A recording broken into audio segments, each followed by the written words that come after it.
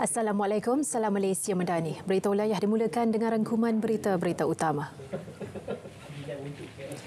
Yang di-Pertuan Agong Sultan Ibrahim tidak akan melayani permintaan mana-mana pihak yang cuba menggugat kestabilan politik negara. Malah semua pihak perlu menerima kenyataan dan menghormati kerajaan perpaduan yang telah dibentuk.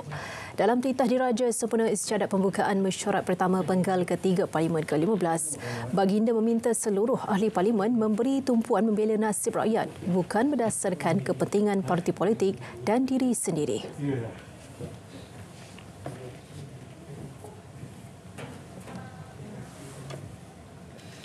Ingin saya tegaskan di sini yang saya tidak akan melayan sebarang permintaan daripada mana-mana pihak yang cuba menggugat kestabilan politik negara.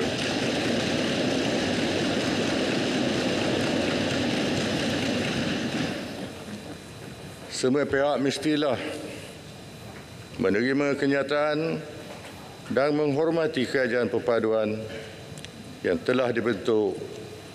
Jika ada hendak bermain politik, tunggulah masa pilihan raya yang akan datang.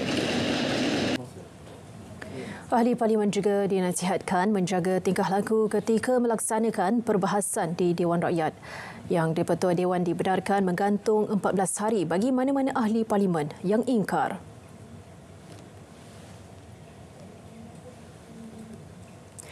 Dalam titah sama, kerajaan diminta merangka dasar ke arah perpaduan rakyat yang lebih kukuh dan harmoni. Ia berikutan perpaduan antara kaum dalam negara masih belum sempurna meskipun setelah lebih 60 tahun Malaysia dibentuk. Saya perhatikan setelah 60 tahun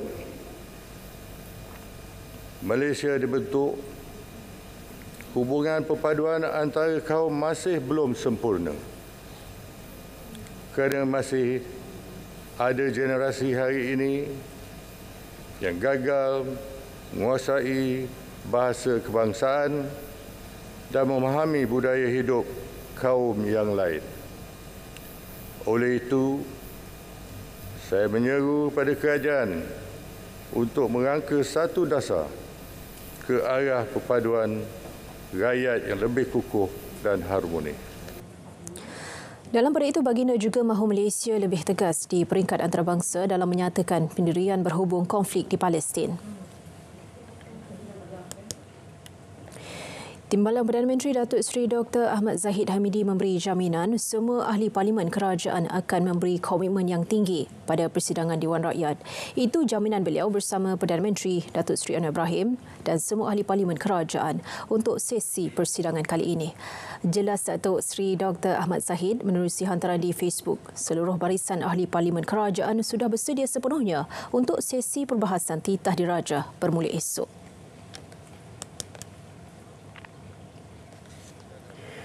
Sementara itu, ahli Parlimen menyambut baik saranan titah diraja agar mengetepikan sengketa politik demi kemaslahatan rakyat. Islam peringatan Tuanku bahawa keberadaan semua ahli-ahli Parlimen, ahli Dewan mesti sentiasa mengingatkan diri bahawa keutamaan kita adalah menjaga rakyat jelata yang terbanyak. Saya ingat itu peringatan yang pertama. Yang kedua, dia sebut bahawa dia minta supaya diketepikan sentimen politik, beri ruang kepada kerajaan perpaduan untuk merangka, menyusun dasar-dasar untuk menunaikan hasrat yang pertama, iaitu menjaga kebajikan rakyat. Jadi peri pentingnya ahli-ahli Parlimen memahami bahawa tempoh untuk kita nantinya menentukan mandat itu adalah semasa pilihan raya. Tempoh sekarang adalah mengurus tadbir negara. Tuanku juga menyeru supaya semua pihak dalam politik negara kita, terutama yang di dalam Dewan Rakyat, sama ada pihak kerajaan ataupun pembangkang, perlu mencari jalan untuk bekerjasama dan memastikan kestabilan politik kita terjaga. Ini demi pembangunan negara yang lebih baik dan juga dapat mengembalikan keyakinan dunia luar kepada negara kita. Jadi keseluruhannya saya rasa titah ucapan yang di-Pertuan Agong menyeluruh dan Tuanku ingin melihat melihat negara kita bersatu padu, maju ke hadapan dan rakyat hidup dengan harmoni. Politik adalah merupakan satu kaedah untuk mencapai ke Dewan Rakyat ataupun Dewan Negara.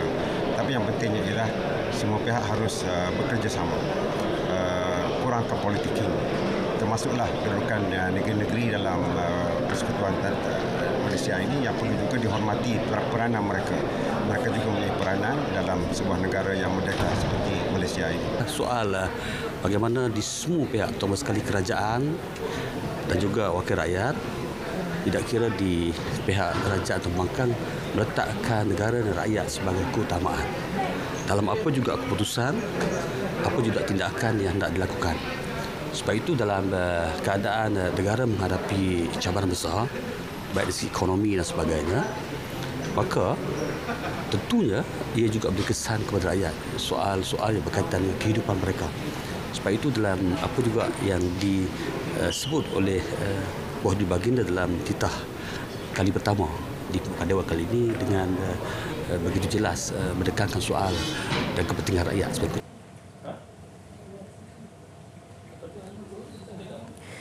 Berkuat kuasa 1 Mac ini, Pusat Ekonomi Digital PEDI akan dikenali sebagai Pusat Sebaran Maklumat Nasional NADI. Seiring penjenamaan semula itu, peranan kesemua 911 NADI sedia ada akan diperluas. Dia bukan penukaran nama semata-mata ataupun penjenamaan. Kerana Perdana Menteri pada 29 November 2023 telah memberi amanah kepada MCMC, kepada saya untuk kita rangka semula dan tambah tugas. Kerana pada waktu itu ada penambahan allowance kepada para pengurus. Jadi kita ambil hasrat dan juga amanah Perdana Menteri yang telah diumumkan pada waktu itu. Kita selaraskan berdasarkan hasil kaji selidik yang telah dilakukan sepanjang tahun 2023 untuk kita pastikan manfaat daripada kehadiran PEDI yang akan dinamakan semula sebagai NADI dapat dirasai bukan hanya oleh komuniti sekitar premis tersebut sahaja. Jadi kita nak kalau boleh beberapa kampung yang lain, beberapa kawasan yang lain sekitar DUN mereka juga mendapat manfaat. Suruhanjaya Komunikasi dan Multimedia akan membuat hebahan termasuk menghubungi semua pengurus NADI seluruh negara bagi memastikan beberapa aktiviti direncanakan semula dengan baik. Kongres Ekonomi Bumiputra KEB 2024 yang dijadual berlangsung 29 Februari ini dirancang bagi memperluas agihan ekonomi. Ia termasuk mengembangkan lagi ekonomi Bumiputra selaras kerangka ekonomi madani. Jelas Menteri Kewangan II, Datuk Seri Amir Hamzah Azizan, ia juga sejajar usaha kerajaan yang sentiasa meneliti idea untuk dimanfaatkan dalam meningkatkan taraf hidup masyarakat Bumiputra ketika cabaran kos sara hidup yang tinggi. Sebanyak 10 kluster meliputi 10 sektor akan diwujudkan dalam KEB 2024 iaitu reformasi pendidikan dan modal insan, institusi pendidikan teknikal, pendidikan dan latihan vokasional pilihan kerjaya utama dan pemantapan industri halal. Kementerian Sains, Teknologi dan Inovasi Musti akan menambah kuota benih padi NMR 152 sebanyak 30% di setiap negeri berbanding 10 hingga 20% ketika ini. Ia susulan terdapat permintaan yang tinggi daripada petani terutama di Selangor dan Perak. NMR 152 ini adalah dia lebih tahan penyakit, dia lebih tahan cuaca yang ekstrim lah, kemarau ataupun banjir. So hari ini kita datang untuk meninjau lah bagaimana keadaannya dan di bawah Datuk Mansur tadi kita nampaklah bagaimana cara dia dan menurut Datuk Mansur variety ini memang popular lah di antara pesawah. Benih tersebut menjadi pilihan kerana ia mampu menghasilkan pengeluaran yang tinggi selain tahan penyakit, kemarau dan banjir. Baik, berita wilayah diteruskan dengan perkembangan laporan cuaca seluruh negara bersama Pegawai Met Malaysia, Atikah Marziah Muhtar. Silakan Atikah. Assalamualaikum dan salam Malaysia Madani. Kita mulakan laporan cuaca pada petang ini dengan melihat terlebih dahulu pada status cuaca panas terkini, di mana sehingga jam 4.30 petang tadi terdapat 11 kawasan di semenanjung Malaysia yang kini masih lagi berada dalam tahap berjaga-jaga, iaitu menerima suhu maksima harian antara 35 hingga 37 darjah Celsius selama 3 hari berturut-turut, melibatkan negeri Perlis, sebahagian besar di negeri Kedah serta di sekitar daerah seberang Perai Tengah dan juga Kuala Kangsar. Selain itu, terdapat juga satu kawasan di negeri Sabah yang juga kini berada dalam tahap berjaga-jaga, itu melibatkan daerah Beaufort, negeri Sabah. Oleh itu, orang awam di kawasan yang terlibat diminta untuk bersabar dengan keadaan cuaca panas ini, kurangkan aktiviti di luar rumah, elakkan dari melakukan pembakaran secara terbuka serta perbanyakkan minum air untuk kekal terhidrat. Baik, seterusnya untuk melihat keadaan cuaca semasa pula, kita beralih ke paparan imej satelit yang terkini, di mana diperhatikan kurang litupan awan di semenanjung Malaysia pada petang ini, kecuali melibatkan sedikit di sekitar bahagian selatan dan juga di beberapa kawasan melibatkan semenanjung Malaysia pada petang ini. Walau bagaimanapun, di negeri Sabah dan juga Sarawak masih lagi terdapat beberapa kawasan yang kini terdapat kelompok awan bau hujan, iaitu di sekitar bahagian Kuching dan juga di sekitar bahagian Bintulu, Miri dan juga Kapit, menunjukkan gambaran keadaan cuaca lembap yang sedang berlaku pada ketika ini. Hal ini juga dapat kita lihat melalui paparan imej kamera radar yang terkini, di mana diperhatikan hujan dan debut petir ketika ini berlaku di beberapa kawasan melibatkan negeri Terengganu, Pahang, negeri Sembilan dan juga Johor yang dijangkakan akan beransur reda dalam tempoh 1 ke 2 jam sahaja lagi. Keadaan cuaca lembap juga masih lagi dijangkakan berpotensi untuk berlaku melibatkan bahagian selatan negeri Perak dan juga pedalaman negeri Selangor dalam tempoh sedikit masa sahaja lagi. Bagi negeri Sabah dan juga Sarawak pula, diperhatikan hujan lebat beserta debut petir masih lagi sedang berlaku melibatkan bahagian Kuching, Bintulu dan juga Miri serta melibatkan bahagian Kudat dan juga Sandakan yang dijangkakan masih lagi boleh berterusan sehingga ke malam nanti. Baik, ini sahaja laporan cuaca yang dapat saya kongsikan pada petang ini. Untuk mendapatkan maklumat cuaca yang lebih terperinci, anda boleh layari laman sesawang kami di www.met.gov.my atau menerusi laman sosial media kami seperti yang telah tertera di sini. Sekian dahulu dari Jabatan Meteorologi Malaysia, saya Atikah Marziah. Assalamualaikum dan salam sejahtera.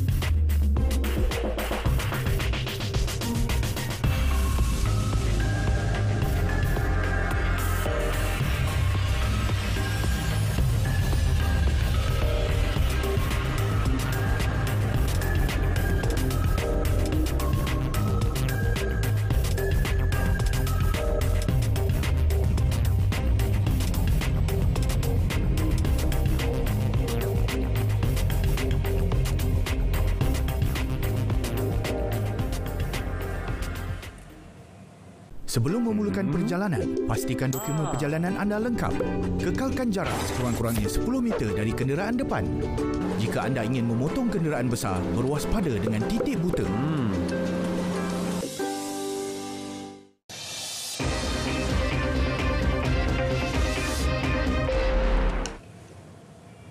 Paparan dari negeri di bawah vayu, fenomena El Nino meningkatkan panggilan berkaitan kebakaran terbuka di Sabah sebanyak 8 kali ganda. Laporannya kita langsung sahaja bersama Redwin Robin di Kota Kinabalu. Redwin, silakan. Baik Nurul, jumlah panggilan membabitkan kes kebakaran terbuka di Sabah meningkat 8 kali ganda setakat 25 Februari ini berbanding tempoh sama tahun lalu. Sepanjang tempoh itu, Jabatan Bomba dan Penyelamat Malaysia JBPM Sabah menerima 421 panggilan berbanding hanya 53 panggilan tahun lalu. Timbalan Pengarah JBPM Sabah Farhan Sufian Borhan berkata pihaknya bersedia menghadapi peningkatan panggilan kecemasan berkaitan kebakaran terbuka akibat cuaca panas atau fenomena El Nino yang dijangka berterusan hingga Jun ini. Setakat ini, kebanyakan panggilan melibatkan daerah Tuaran dan Penampang susulan cuaca panas dan kering yang dihadapi kini. Dalam musim kering ni, jadi pihak bomba akan buat pemantauan daripada masa ke semasa, kawasan-kawasan hotspot. Kalau belukar kita tidak risau, yang paling kita risau ni tanah gambut lah. Ya, jadi memang kita utamakan untuk kawasan Beaufort, kawasan Sipitang, kawasan Kuala Penyu. Bercakap kepada RTM, Farhan menjelaskan pada masa ini, daerah Beaufort mencatatkan suhu panas tertinggi dengan 37 darjah Celsius. Jabatan Kastam Diraja Malaysia JKDM Sandakan Sabah Cawangan Sandakan berjaya merampas rokok dan minuman keras dengan nilai keseluruhan berjumlah hampir RM954,000 sepanjang Januari lalu. Rampasan melibatkan beberapa lokasi berasingan di Kinabatangan, Sukau, Beluran dan Paitam. Penolong Ketua Pengarah Kastam Zon Sabah Datuk Muhammad Nasir Duraman dalam satu kenyataan memaklumkan rampasan terdiri lebih 1 juta batang rokok bernilai kira-kira RM132,000 dengan cukai hampir RM786,000. 1,640 liter minuman keras bernilai hampir RM10,000 turut dirampas dengan jumlah cukai hampir RM25,800. Menurut Datuk Muhammad Nasir, kes rampasan terbesar dicatat 5 Januari lalu hasil risikan dan serbuan sepasukan anggota Kastam Cawangan Penguatkuasaan JKDM Sandakan ke atas sebuah rumah tumpangan tidak berpenghuni di tingkat 2 Jalan Old Slipway di Bandar Sandakan. Pemeriksaan rapi di rumah tumpangan itu menemukan sejumlah rokok pelbagai jenama disyaki tidak berkastam. Kes disiasat di bawah Seksyen 135-1-D Akta Kastam 1967. Setakat 16 Februari lalu, JKDM Sandakan turut merekodkan rampasan 60 kg serbuk ketum dianggar bernilai RM600 dan 41 gram pil ekstasi bernilai RM2,050 menggunakan perkhidmatan kurier untuk penghantaran. Usaha mempertahankan keamanan, keharmonian dan ketenteraman kehidupan bermasyarakat terus menjadi keutamaan kerajaan negeri. Justru kesediaan rakyat berbilang kaum dan agama meraihkan kepelbagaian budaya dan perayaan mendapat pujian Ketua Menteri Datuk Seri Panglima Haji Jindor. Menerusi paparan klip video yang dikongsikan sempena perasmian Pesta Angpau 2024 anjuran bersama 10 Persatuan Cina Daerah Tuaran, Datuk Haji J mengajak rakyat Sabah agar terus memelihara semangat perpaduan yang dinikmati kini. Beliau berharap kehadiran Tahun Naga dalam kalender zodiak Cina akan membawa lebih banyak kemajuan ekonomi dan kemakmuran kepada negeri khususnya dalam industri pelancongan, pelaburan dan pembangunan modal insan. Lebih 3,000 pengunjung memeriahkan sambutan ini yang diserikan dengan persembahan pentas dan penyerahan angpau kepada kanak-kanak. Pertumbuhan kanak-kanak seharusnya dikembangkan melalui pelbagai potensi, tidak terhad kepada pencapaian akademik semata-mata. Justru Tadbika Perpaduan Zon Bandaraya Kota Kinabalu mengambil inisiatif mengadakan program Pintar Kreatif Tadbika Perpaduan bagi menggilap potensi dan bakat kanak-kanak dalam bidang yang diminati. Wartawan Iswa Diman Samsudin ada perkongsiannya.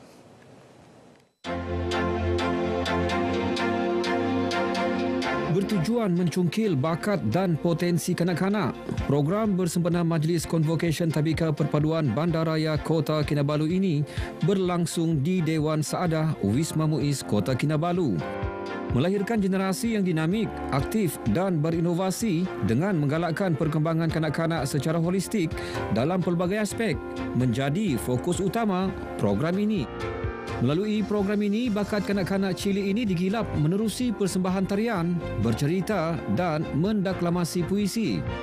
Program kreatif ini juga turut menitik beratkan usaha meningkatkan kreativiti seni kanak-kanak menggunakan barangan terpakai untuk menghasilkan replika bangunan yang menjadi ikon negara serta permainan uji minda berasaskan pendidikan. Selain berupaya meningkatkan keyakinan diri, program ini juga secara tidak langsung menyokong pelan pendidikan awal kanak-kanak Tabika Perpaduan 2021-2030. Ia salah satu inisiatif Kementerian Perpaduan Negara untuk memberi suntikan dan nafas baharu kepada program pendidikan awal kanak-kanak Tabika Perpaduan. Semua murid terlibat dengan penghasilan alat muzik ini dan diorang pun boleh menggunakan alat muzik tersebut. 1 minggu sebenarnya murid membuat hasil inovasi ini bersama ibu bapa. Kami bersungguh-sungguhlah menghasilkan dari kami cari kotak dari kadang-kadang kami pergi kedai kami tanya ambil bahan yang terbuang dari botol-botol kotak ni pun lebih banyak lah kami guna kotakan. Dari kedai kami ambil. Pelibatan pelajar setelah inovasi ini siap, kami telah cuba mengaplikasikan kepada kanak-kanak seperti yang ada dalam gambar ini. Jadi mereka seronoklah sehingga mereka tidak dapat menunggu giliran. Program kreatif ini diyakini mampu mencungkil bakat serta potensi guru dan murid dalam pelbagai aspek sekaligus melonjakkan prestasi murid ke tahap terbaik. Tidak dinafikan pencapaian dan kecemerlangan akademik sangat penting, namun membekalkan mereka dengan pembinaan sahsia peribadi serta memberikan peluang menggila potensi dan bakat terutama dalam bidang yang digemari amat digalakkan. Iswadiman Syamsuddin, Berita RTM.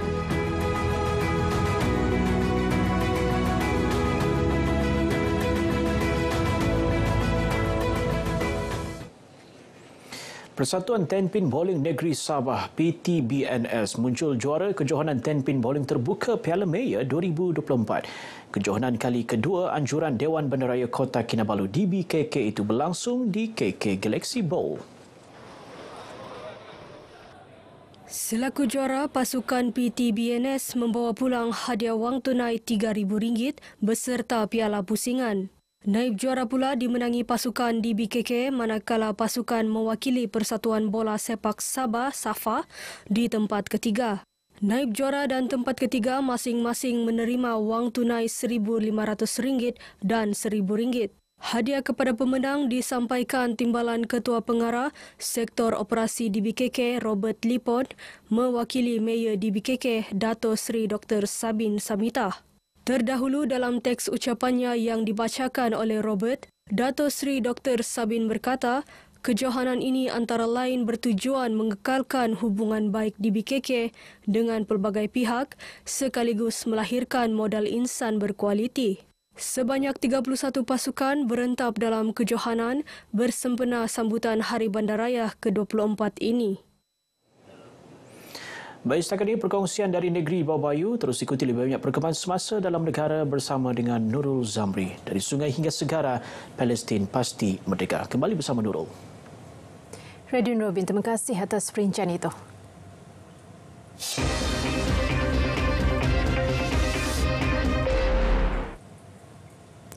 Baik, seterusnya kita ke Sarawak. Cadangan Universiti Shanghai Fudan Campus Cawangan Sarawak dipersetujui kerajaan negeri untuk memberi lebih pilihan melanjutkan pelajaran di negeri tersebut.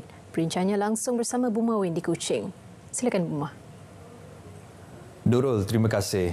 Kerajaan Sarawak bersetuju dengan cadangan Persekutuan Persatuan Cina bahagian Kuching, Samarahan dan Serian untuk menubuhkan sebuah kampus Universiti Shanghai Fudan Cawangan Sarawak. Universiti yang dicadangkan itu merupakan yang kelima terbaik di China. Premier Sarawak Datuk Petinggi Tan Sri Abang Johari Tun Openg berkata dengan penubuhan kampus itu kelak, ia memberikan lebih pilihan kepada anak-anak Sarawak untuk melanjutkan pelajaran ke peringkat tertinggi. Jelasnya ketika ini Timbalan Premier Datuk Seri Dr. Sim Kui Hian sedang mengadakan rundingan dengan pihak China dan beliau berharap kerajaan Malaysia dan China dapat bekerjasama merealisasikannya. Beliau berucap pada Majlis Makan Malam Tahun Baharu Cina dan ulang tahun ke-45 Persekutuan Persatuan Bahagian Kuching Semarahan Serian di Pusat Konvensyen Borneo Kuching. Pada majlis itu, Datuk Petinggi Tan Sri Abang Johari turut mengumumkan penyerahan geran tanah seluas 5 ekar dan dana sebanyak 15 juta ringgit untuk pembinaan Sekolah Baharu Sekolah Jenis Kebangsaan Cina SJKC Chonghua nombor 4 di Kuching. Selain itu, peruntukan berjumlah 5 juta ringgit dan 3 ekar tanah kepada Lembaga Amanah Amal Cina Sarawak untuk melaksanakan lebih banyak kerja-kerja kebajikan pada masa akan datang. Peniaga di Bazar Ramadan Dataran Tun Tuanku Bujang Fasa 2 yang didapati menjual makanan kurang berkualiti, kotor dan basi akan diarah tutup serta-merta selama 2 minggu. Menegaskan perkara ini, Timbalan Menteri Pendidikan, Inovasi dan Pembangunan Bakat, Datuk Dr. Anwar Rapai berkata pemantauan ketat akan dilaksanakan kali ini bagi memastikan kualiti dan keselamatan makanan terjaga. Pihak penganjur juga akan menyediakan satu talian WhatsApp untuk para pengunjung membuat aduan. Kesemua 108 gerai di bazar itu akan diberikan nombor yang perlu dipamer dengan jelas untuk memudahkan pengunjung mengenal pasti gerai tersebut. And we will ask the Kementerian Kesihatan to come in. I forgot to tell them that, and we are going to be very strict. Any stores found to sell food which has some problem in terms of cleaners, we will ask them to close down immediately for 2 weeks. So they cannot jual bahan makan for half of the month lah. Beliau berkata demikian ketika ditemui media selepas taklimat kepada peniaga Bazar Ramadan di Dewan MUC Sibu. Pada tahun ini, Bazar Ramadan Dataran Tun Tuanku Bujang Fasa 2 ini akan menyediakan tempat untuk pengunjung menikmati juadah berbuka puasa. Pemerintahan Medan Timur Tentera Darat PMTTD telah mengalami pelbagai evolusi pertahanan seiring dengan keperluan dan perubahan masa. Panglima Medan Timur Lieutenant Jeneral Datuk Muhammad Sofi Mat Lepi berkata, pelbagai perancangan telah disusun bagi memastikan aspek pertahanan negara menuju ke arah pemodenan dan mampu memberikan impak besar kepada kesiapsiagaan pertahanan di wilayah 2 iaitu Sabah dan Sarawak. Katanya, meskipun usia pemerintahan Medan Timur Tentera Darat akan mencapai 10 tahun tidak lama lagi, semua lapisan pemerintahan perlu memahami serta melaksanakan segala arahan peraturan dan panduan yang telah dan akan dikeluarkan oleh pucuk pimpinan. Setiap warga pemerintahan Medan Timur juga perlu mempunyai iltizam, kesungguhan dan komitmen yang tinggi dalam melaksanakan tugas dan tanggungjawab yang diamanahkan untuk menjadikan pemerintahan ini sebuah organisasi yang unggul dan disegani. Lieutenant Jeneral Datuk Muhammad Sofi berkata demikian pada pelancaran ke-10 tahun pemerintahan Medan Timur Tentera Darat di Kem Muara Tuang di Samarahan. Bertemakan Sedekat Bersama Kedaulatan Terpelihara, pelancaran ini merupakan acara pertama untuk meraih sedekat pemerintahan Medan Timur disusuli beberapa program yang telah diatur sehingga Oktober. Pemerintahan Medan Timur Tentera Darat PMTTD secara rasminya ditubuhkan pada 31 Mac 2014 bertitik tolak daripada peristiwa pencerobohan kawasan pantai timur Sabah oleh sekumpulan 235 tentera Diraja Sulu di Kampung Tando, Lahad Datu pada 11 Februari 2013. Baik, sebanyak 240 laporan kes jenayah komersial di Sarawak sehingga Januari tahun ini yang melibatkan kerugian lebih 7 juta ringgit. Pesuruhjaya Polis Sarawak Datuk Manca Atta berkata pada tahun 2022 sebanyak 2,461 kes manakala 2023 mencatatkan 2,958 kes komersial telah dilaporkan.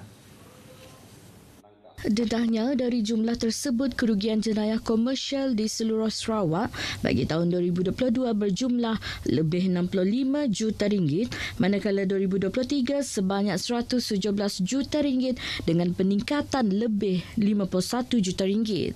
Bagi tempoh 1 hingga 31 Januari tahun 2024, sebanyak 240 pelaporan telah kita terima melibatkan kerugian sebanyak 7.8 juta dalam tempoh 2 bulan sahaja.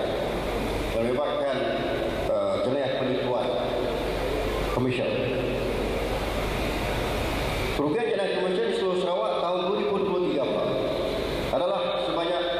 117 juta bagi tahun lepas. Begitu angka yang begitu banyak, iaitu 117 juta.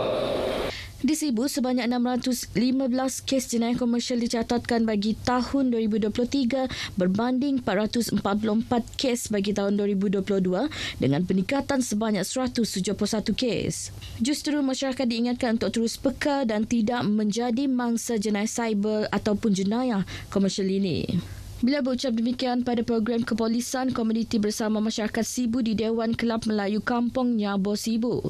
Tambahnya dengan adanya program seperti ini akan dapat memberikan kesedaran serta langkah pencegahan dalam kalangan masyarakat daripada menjadi mangsa penipuan sindiket jenayah cyber. Turut hadir pada program tersebut adalah Timbalan Menteri Pendidikan, Inovasi dan Pembangunan Bakat Merangkap Ahli Dewan Undangan Negeri Nangka, Datuk Dr. Anwar Rapai. Sebuah blok bangunan 2 tingkat yang berusia lebih 60 tahun di Jalan Merdeka Limbang hampir musnah dalam kebakaran yang berlaku tengah malam tadi. Ketua Bomba Zon 7 Limbang Ramlan Marajan berkata kebakaran itu telah memusnahkan sebahagian 2 unit kedai di bangunan itu. Pihaknya menerima panggilan kecemasan mengenai kejadian itu pada pukul 12.42 tengah malam. Katanya kebakaran itu hanya memusnahkan 50% unit pertama dan 30% unit kedua tingkat bawah bangunan. Tambahnya, api berjaya dikawal sepenuhnya pukul 1.30 pagi. Tiada kemalangan jiwa dilaporkan dan jumlah kerugian masih dalam siasatan. Baik saudara, perkongsian itu tadi mengakhiri perkembangan berita dari Sarawak. Dari sungai hingga segara, Palestin pasti merdeka. Kembali kepada Nurul untuk berita seterusnya. Nurul, silakan. Bermawin, terima kasih atas perincian itu.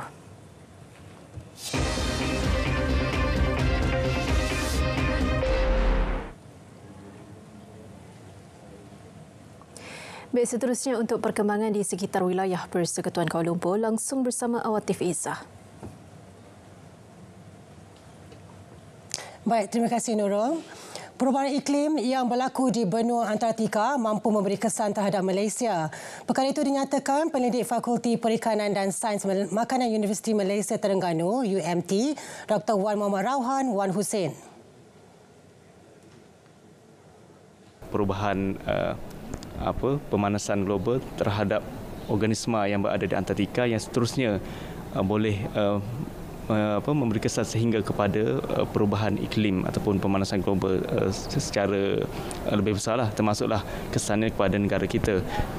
Bila Antartika semakin panas, jadi perairan di berdekatan dengan Antartika juga semakin panas, dan bila perairan lautan air laut ini semakin panas juga dia akan akhir sekali sampailah ke perairan berdekatan negara kita. Menurut beliau, Malaysia memandang serius perubahan iklim yang berlaku di Antartika menerusi penubuhan Yayasan Penyelidikan Antartika Sultan Mizan YPASM pada Julai 2012. Satu pasukan khas ditubuhkan Jabatan Bomba dan Penyelamat Malaysia JBPM Kuala Lumpur bagi memeriksa tahap keselamatan kebakaran di perumahan awam yang berusia lebih 30 tahun. Ia bertujuan memastikan perumahan awam tersebut memenuhi keperluan minimum keselamatan kebakaran dan sistem sedia ada berfungsi dengan baik. Pelaksanaan pemantauan bermula 22 hingga 29 Februari ini. Pertama sekali adalah akses, iaitu akses jendera bomba. Kita pastikan pilih bomba yang berada dalam ketakanan air yang baik, dan juga sistem pepasangan keselamatan kebakaran. Kalau kita boleh lihat di bangunan ini sendiri, kita ada sistem pancur kering, kita ada sistem hos gergelung iaitu hose reel, dan juga break glass ataupun pecah kaca manual. Okey. So sistem-sistem ini seharusnya diselenggara oleh kontraktor yang dilantik oleh Dewan Bandaraya Kuala Lumpur. So apa yang kami hadir dan lihat, so banyak keperluan yang ada dilihat kembali untuk ditambah baik. Kita percaya ada berlakunya vandalism, mungkin kesedaran kepada penghuni-penghuni di flat ini juga kita perlu pupuk supaya mereka menghargai pepasangan keselamatan kebakaran ini, supaya titik beratkan pasangan keselamatan ini di waktu-waktu kecemasan. Inisiatif jualan agro madani Ajuran Fama banyak memberi manfaat terutama dalam meringankan beban rakyat dalam menangani isu kos sara hidup. Rata-rata pengunjung yang hadir pada penganjuran di dataran MRT Raja Uda Kuala Lumpur berpuas hati dengan harga barangan yang ditawarkan. Hari ini kita tawarkan naga ikan. Naga ikan krisi ni kalau dekat kedai harga dia RM13, RM14. Hari ni kita jual dengan harga RM10. Lepas tu kita bagi percuma burger satu. Mana tawaran istimewa jualan madani kan? Saya rasa memang berbaloi lah. Untuk sekarang kan barang-barang dah mahal. Sini murah. Saya tunggu beras tak sampai lagi. Beras 1 stand kilo RM26. Last time saya beli. So dekat supermarket RM40 lebih kan. So rasa sini ambil gaji boleh belilah semua barang. Program untuk hari ini apa yang saya lihat memang baguslah. Tambah-tambah dengan ekonomi masa sekarang ni memang sesuai sangatlah kan. Selalunya keluar saya beli ayam macam ni 2 kilo lebih ni mau RM20. So untuk hari ni saya dapat RM10 ni kira alhamdulillah lah. Memang susah dapat macam ni. Kira alhamdulillah baguslah untuk program ni. Program ni saya rasa baguslah, patut diteruskan sebab memang berbezalah daripada harga kedai runcit kan. Jadi sekaligus boleh membantu golongan-golongan yang memerlukanlah. Sebab harga dia memang berpatutan dan banyak beza daripada kedai-kedai harga biasa. Terima kasih. Bersempena ketibaan bulan Ramadan tidak lama lagi, 17 peserta berkumpulan menunjukkan kreativiti memasak bubur lambuk era baharu dalam pertandingan bubur lambuk yang dianjurkan Menara Kuala Lumpur. Program yang berlangsung pada 24 Februari lalu itu turut meraihkan anak-anak yatim dan golongan asnaf. Pemenang pertandingan membawa pulang wang tunai keseluruhan berjumlah RM12,000. Harapan saya pertandingan seperti ini perlu diluaskan lagi dan diadakan di pelbagai peringkat lah. Mungkin ke negeri-negeri yang lain di serata Malaysia. Ianya bagus sebagai satu proses kita review bagaimana cara kita memasak, kemudian kita dapat kekalkan tradisi, itu yang penting lah ya. Kemudian kita dapat mengeratkan silaturahim, bekerjasama, kemudian kita dapat mempromosikan adat dan budaya kita di Malaysia lah. Untuk tahun ni kami membuat bubur lambuk kerabu berlauk, iaitu dia ada dua kombinasi. Maksudnya bubur lambuk kita combinekan dengan nasi kerabu punya elemen. So bubur lambuk tu kita gunakan bunga telang lah untuk dapatkan warna dia. Keistimewaan bubur lambuk yang saya kenakan untuk tahun ni, kami ada masukkan lambuk dan itik salai. Kami punya bubur lambuk memang ada makaroni dengan crab meat stick and rempah rahsia semestinya dari Faizah. Daripada segi rasa, segi tekstur dan bahan yang digunakan. Lepas tu selain daripada tu juga daripada kemasan, macam mana diorang menyediakan bahan tersebut lah. Dekor tu added value daripada dia punya markah lah. Sekian perkembangan dari Kuala Lumpur. Kembali bersama Nurul. Assalamualaikum. Salam Malaysia Madani. Tifizah, terima kasih atas perincian itu. Seorang bekas kontraktor dipenjara setahun 4 bulan dan denda RM10,000 serta 3 sebatan selepas mengaku bersalah di Mahkamah Seksyen Shah Alam hari ini. Tertuduh M. Sivanesan, 35 tahun, didakwa atas 2 pertuduhan memperdaya dan menggunakan dokumen palsu berhubung projek pembinaan blok bangunan sekolah rendah di Hulu Selangor pada tahun 2016. Bagi pertuduhan pertama, M. Sivanesan didakwa memperdayakan PIBG dengan mendorong persatuan itu menyerahkan wang sebanyak RM285,000 bagi menyiapkan pembinaan satu blok bangunan sekolah. Perbuatan tersebut dilakukan antara 24 Ogos 2016 hingga 26 Oktober 2016. Pertuduhan kedua pula adalah mengemukakan dokumen palsu kepada ahli mesyuarat PIBG sekolah sama. Mahkamah bagaimanapun menetapkan hukuman penjara berjalan serentak dari tarikh hari ini. Kejohanan berbasikal trek Asia ACC New Delhi, India. Pelumba wanita negara Nurul Izzah Izzati muncul juara Kirin edisi 2024 sekaligus menamatkan kemarau 12 tahun tanpa emas acara Kirin wanita. Pelumba berusia 20 tahun itu menampilkan kayuhan bertenaga untuk mengatasi Chong Mengchi dari China yang merangkul perak.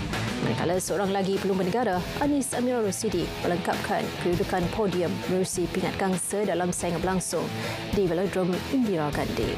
Kejayaan Nurul Izzah pada hari kelima kejohanan menyaksikan beliau menambah lagi pungutan pingat selepas meraih gangsa acara Pecut Wanita Jumaat lalu dan perak Pecut Wanita berpasukan bersama Anis Amira dan Nurul Izzah Aliana Syafiqah Azizah Rabu lalu. Kali terakhir Malaysia memenangi emas kirin wanita adalah pada edisi 2012 di Velodrome Ceras menerusi Fatihah Mustafa.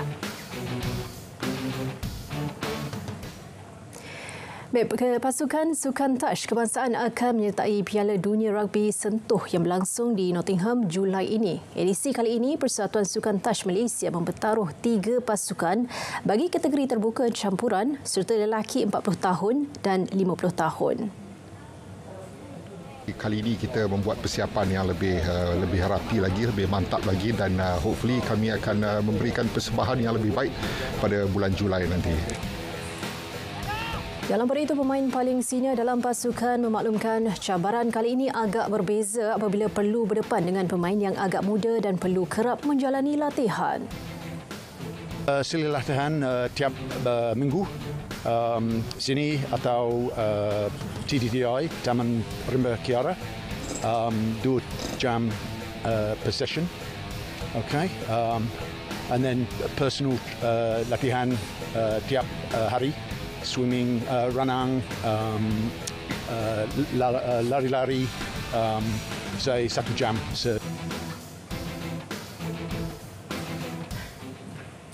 Menjelang Sukan Olimpik 2024, kontijen memanah negara sedang merangka penyusunan jadual perlawanan antarabangsa sebagai persiapan dan tambahan mata untuk ketemasya berprestij dunia perkenaan. Jurulatih skuad negara Muhammad Narawi Sulaiman menyifatkan barisan atletnya kini berada pada tahap terbaik untuk menghantar mana-mana kejohanan penting sebelum temasya di Paris.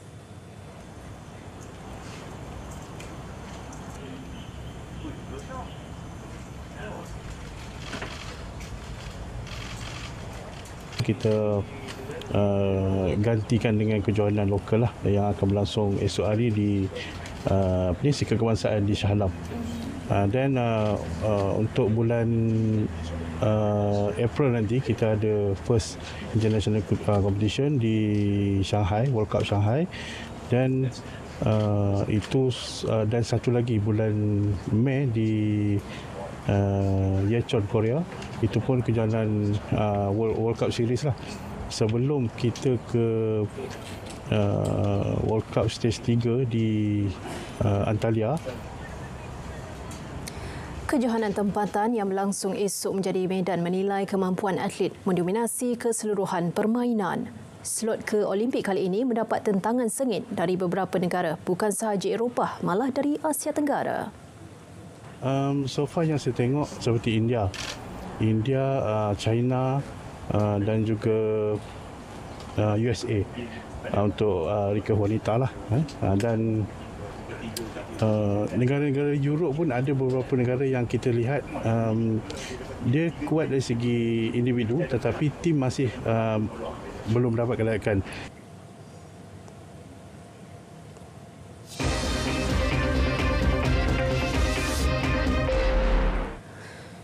Jabatan Bomba dan Penyelamat Malaysia JBPM menubuhkan jawatankuasa khas bagi menyiasat punca insiden lemas yang meragut nyawa anggotanya, Muhammad Izzuan Ilyas di Butterworth, Pulau Pinang, Jumaat lepas. Ketua Pengarahnya, Datuk Nur Hisham Muhammad berkata jawatankuasa itu diberikan tempoh 2 minggu untuk berbuat demikian. Dia kita ambil semua aspek. Salah satu macam life jacket, keduanya keupayaan untuk menyelamat diri di peringkat awal kan.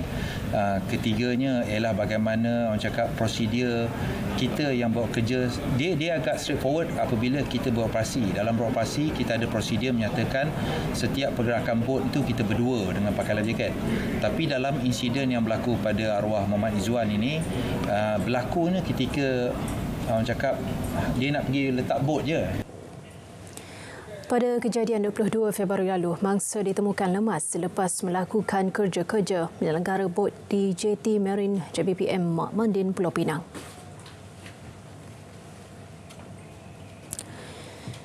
Sementara itu, orang ramai diminta lebih berwaspada dan sentiasa mematuhi arahan pihak berkuasa dan tidak melakukan aktiviti air di kawasan berisiko. Ia berikutan kejadian lemas di seluruh negara semakin meningkat dengan 325 kes direkodkan tahun lalu berbanding 290 kes pada 2022. Justru pendidikan awal kepada masyarakat perlu dilakukan termasuk mendedahkan generasi muda terhadap aspek keselamatan di air.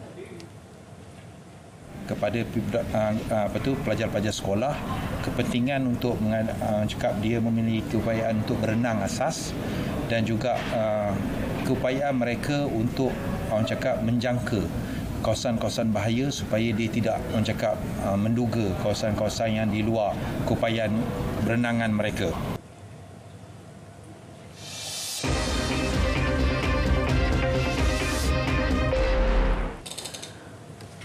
366 kes ancaman haiwan berbisa direkodkan Angkatan Pertahanan Awam APM sejak Januari hingga kini di Seremban. Dan daripada jumlah itu, 256 membabitkan tangkapan ular sawa dan 23 ular tedung.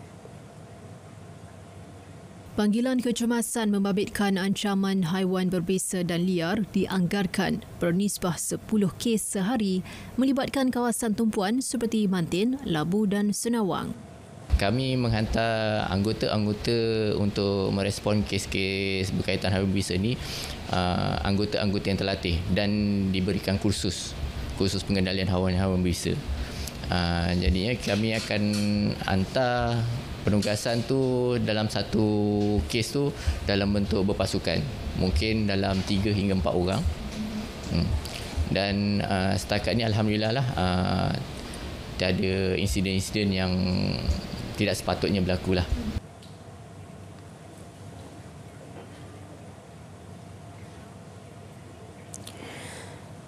Baik, saudara, seorang pesara tentera maut selepas kereta yang dipandunya jatuh ke gaung sedalam 7 meter. Kejadian berlaku berhampiran kilometer 65 Jalan Yong Ping, Kluang, Johor semalam. Menurut Ketua Polis Daerah Kluang, Asisten Komisioner Bahrin Muhammad Noor, mangsa Samsuri Noh, 52 tahun, disahkan meninggal dunia akibat cedera parah di bahagian badan.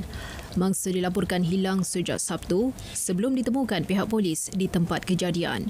Siasatan mendapati kereta Proton Iswara yang dipandu lelaki terbabit telah hilang kawalan sebelum terbabas ke gaung berhampiran. Kes disiasat mengikut Seksyen 41/1 Akta Pengangkutan Jalan 1987. Beri jaminan pada semua rakyat, golongan minoriti, golongan terpinggir, golongan di pedalaman, bahawa setiap rakyat dan warga negara ini akan dipertahankan hak mereka. Tanya, biarlah saya jawab. Duduk. Ikuti mesyuarat pertama Penggal ketiga Parlimen Malaysia ke-15 di Dewan Rakyat pada 27 Februari hingga 27 Mac 2024 dan di Dewan Negara pada 18 Mac hingga 4 April 2024.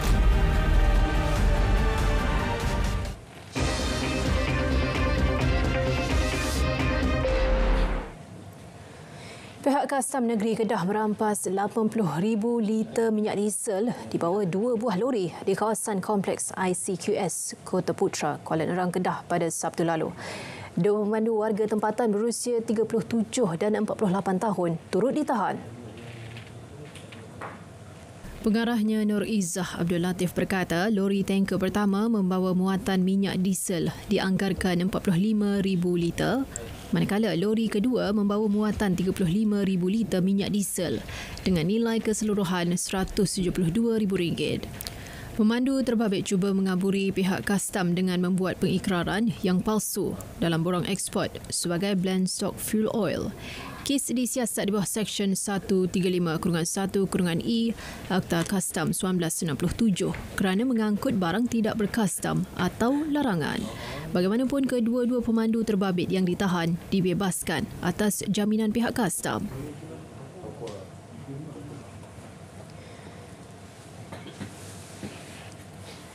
Lima buah kereta dan 11 buah motosikal musnah terbakar dalam kebakaran di sebuah bengkel membaiki kereta di Taman Keladi, Sungai Petani awal pagi tadi.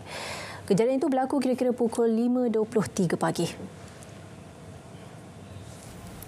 Ketua Balai Bomba dan Penyelamat Sungai Petani, Timbalan Penguasa Bomba 1, Ismail Muhammad Zain dalam kenyataan berkata, 2 jentera bomba bersama 11 anggota bergegas ke lokasi bagi memadamkan kebakaran. Operasi pemadaman turut dibantu 6 anggota dari BPP Aman Jaya dan pasukan bomba sukarela PSP Bakar Arang dan Sungai Petani. Tindakan operasi menggunakan 2 aliran saluran pancutan dari jentera bomba berjaya memadamkan kebakaran. Tiada kemalangan jiwa dilaporkan dan punca kebakaran masih dalam siasatan. Seorang lelaki tempatan berusia 27 tahun maut akibat ditetak dalam kejadian di sebuah kedai kopi di Taman Damai, Padang Surai Kulim semalam. Mangku Ketua Polis Daerah Kulim, DSP Safwan Makno menerusi kenyataan berkata, mangsa telah diserang oleh 2 lelaki bersenjatakan parang dan sabit. Pihak polis memaklumkan mangsa telah dikejar oleh kedua-dua suspek dari luar kedai sebelum cuba menyelamatkan diri dengan memasuki kedai kopi berkenaan. Bagaimanapun mangsa kemudian ditetak sehingga rebah sebelum meninggal dunia di tempat kejadian dengan kecederaan parah di bahagian tangan, dada, belakang badan dan muka. Mayat mangsa dihantar ke Hospital Sultanah Bahiyah Alustar untuk proses bedah siasat dan kes disiasat di bawah Seksyen 302 Kanun Keseksaan. Sebanyak 38 program jualan madani telah dilaksanakan oleh Lembaga Pemasaran Pertanian Persekutuan Farmer Perlis di seluruh negeri tersebut. Ia melibatkan jualan mencecah RM408,000, manakala nilai penjimatan kepada pengguna menerusi jualan agro madani merekodkan jualan lebih RM98,000. Pengarah Farmer Perlis Muhammad Anzara Azizan dalam kenyataannya memaklumkan 38 program berkenaan telah memberi manfaat kepada lebih 18,000 penduduk di Perlis. Jelas beliau secara keseluruhannya Farmer Perlis menyasarkan sebanyak 233 program jualan agro madani sepanjang tahun ini dengan nilai jualan sebanyak RM2.65 juta dengan penjimatan sebanyak RM804,000. Selain itu, seramai 1,476 usahawan di bawah bimbingan Farmer Perlis akan terlibat dalam pelaksanaan jualan agro madani yang bakal memberi manfaat kepada hampir 100,000 rakyat negeri Perlis. Pelbagai program telah dirancang dalam usaha memperkasa sektor keusahawanan di Perak tahun ini. Ini termasuk langkah melahirkan lebih ramai usahawan baru dari seluruh negeri. Antara program yang akan diteruskan termasuk penganjuran Seri Jelajah Hari Usahawan, Agro dan Koperasi Negeri Perak 2024 yang menerima sambutan menggalakkan sepanjang 11 siri penganjurannya pada 2023. Dan program ini bertujuan untuk membantu seramai mungkin usahawan dan koperasi dan seluruh pelosok negeri untuk mendapatkan maklumat dan akses kepada bantuan dari lebih 40 agensi keusahawanan di samping untuk mempromosikan produk-produk tempatan di daerah yang terlibat. Kita akan meneruskan program Perak Road to Export, iaitu program bimbingan dan bantuan bersepadu bagi membantu seramai mungkin usahawan berpotensi baru meluaskan pasaran mereka sama ada di dalam maupun di luar negara. Sebanyak 6 kelas Al-Quran dan Fardu Ain Kafatulin beroperasi di sekolah-sekolah kebangsaan terpilih di negeri Perak. Ia membabitkan 286 murid dan diwujudkan di kawasan yang mempunyai kepadatan penduduk yang tinggi. Kelas Kafatulin melaksanakan kurikulum kafah jaki sama seperti mana kurikulum yang diguna pakai di Sekolah Menengah Agama Integrasi Kafah yang lain. Kelas Kafatulin ini juga akan ditambah dari masa ke semasa berdasarkan keperluan pendidikan agama di sesuatu kawasan untuk kerajaan negeri memastikan tiada murid yang tercicir dalam mengikuti kelas kafah di seluruh negeri. Antara sekolah terlibat adalah SK Sri Selama, SK Datuk Sagur, Kampung Gajah, SK Kumpulan Ganda, Teluk Intan dan Pusat Kebajikan Taman Sri Putri Batu Gajah. Baik, saudara, masih di Perak, jumlah belia yang terlibat dalam subsektor tanaman makanan di negeri tersebut meningkat kepada 292 orang tahun lalu berbanding hanya 99 orang pada tahun 2021. Esko Pembangunan Luar Badar, Peladangan, Pertanian dan Industri Makanan, Datuk Muhammad Zulkafli Harun berkata, peningkatan itu menunjukkan keberkesanan program Brigade Muda Petani Moden. Menerusi program berkenaan, golongan belia di bawah umur 40 tahun diberi bantuan sepenuhnya, termasuk penyediaan kawasan serta bantuan input pertanian seperti baja, racun, bahan tanaman dan sistem pengairan.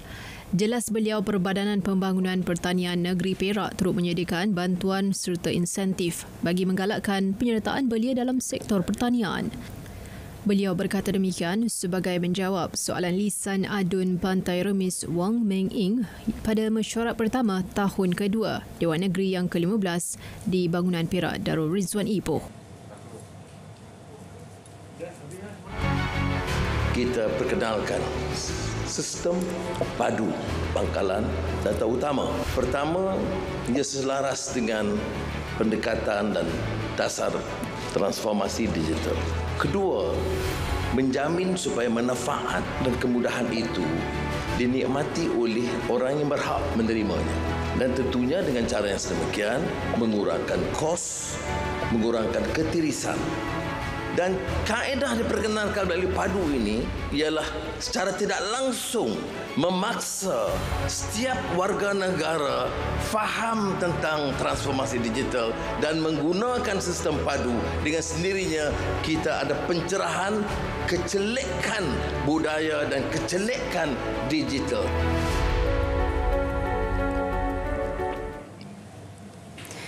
Baik, saudara, laporan itu tadi mengakhiri berita wilayah edisi Isnin. Dari sungai ke segara, Palestin pasti merdeka.